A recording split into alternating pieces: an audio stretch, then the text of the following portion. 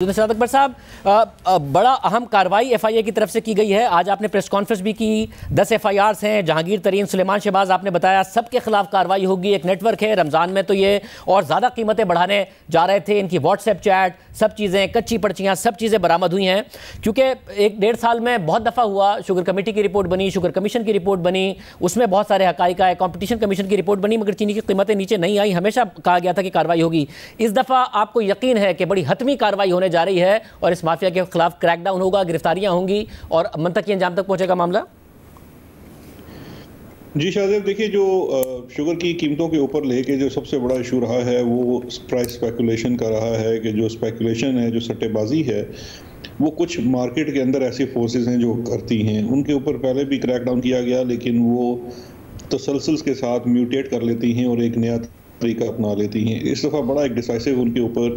تمام law enforcement agencies کی cooperation سے ایک ایکشن کیا جا رہا ہے، جس میں ایف آئی اے شامل ہے، ایف بی آر شامل ہے، پروونشل اینٹی کرپشن ہے، کین کمشنر ہے۔ آج اسی پیرائے میں پنجاب کی کیبنٹ نے 2 بڑے اہم قوانین پاس کیے ہیں۔ ایک تو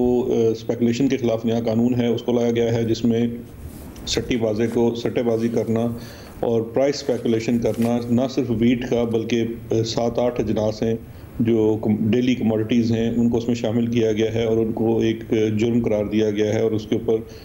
کارروائی ہو سکے گی۔ اب تک سب سے بڑا مسئلہ یہی تھا کہ یہ جو کہ پینل آفینس نہیں تھا تو اس کے اوپر ایکشن اس طرح سے لیا نہیں جانا تھا، جبکہ یہ سیدھا میں سمجھتا ہوں ایک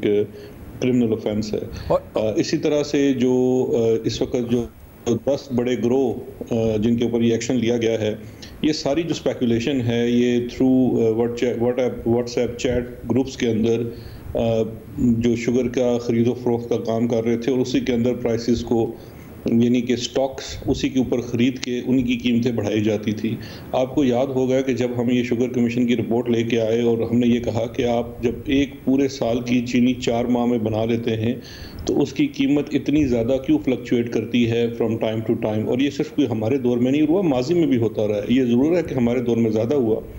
لیکن یہ ماضی میں بھی ہوتا رہا ہے۔ تو جو مارکیٹ ہے اس کو ریگولیٹ نہیں کیا جا رہا، اسی لیے پھر یہ ملٹیپل ایکشنز کی تو شہباز صاحب، کیونکہ جو کمپٹیشن کمیشن کی بھی رپورٹ تھی اس میں بھی ذکر تھا ان کی ای میلز کا، ان کے ڈیٹا ریکارڈ کا، کمپٹیشن کمیشن کی رپورٹ میں بھی، اس کے بعد بھی رکے نہیں ہے۔ 100 روپے سے اوپر چینی کی قیمت چلی گئی۔ آپ نے ساری رپورٹس دیکھی ہیں، اس ایویڈنس کو دیکھ کر آپ زیادہ کنونسڈ ہیں؟ اور یہ کیونکہ لا میں بھی تبدیلی آ گئی کہ اس دفعہ کاروائی بھی ہوگی اور قیمتیں بھی نیچے آئیں گی، ان کو اب نہیں کرنے دیا جائے گا اس طرح کارٹل بنا کے کہ قیمتیں بڑھا دیں یہ رمضان میں؟ اس کے اندر سے آپ کو ایویڈنس ملے ہیں، وہ اب ایف بی آر سے بھی شیئر کیے جا رہے ہیں۔ اس کے اندر سے سینکڑوں بے نامی اکاؤنٹس ہیں جو فریز کر دیے گئے ہیں، وہ معاملہ بھی ایف بی آر کا جو بے نامی کمیشن کے لوگ ہیں ان کو دے دیا گیا ہے، اور ساتھ اس پورے چین کو ڈسمینٹل کرنے کی۔ لیکن دیکھیے یہ ایفرٹ تب تک کامیاب نہیں ہو سکتی جب تک سپلائی چین کو مینیج نہ کیا جائے۔ اس کے لیے جو آج پنجاب کی پروونشل کیبنٹ نے وہ آرڈر اور آرڈیننس پاس کیا ہے، وہ بڑا کارآمد ثابت ہوگا، بیکاز اب وہ شوگر مل سے لے کے نیچے پرچون تک کی جو پوری سپلائی چین ہے اس کو مینجمنٹ کرنے کی پوری ایک سسٹم وضع کر دیا گیا ہے، جو کہ ان پلیس آج سے آ چکا ہے، جس سے ہمیں پوری توقع ہے کہ انشاءاللہ آنے والے دنوں میں، اور اسپیشلی رمضان میں، جو یہ ایک نیفیریس ایفرٹ تھی کہ جس میں یہ پرائسز کو بہت اوپر لے جانا چاہ رہے تھے، اس کو کنٹرول کیا جا سکے گا۔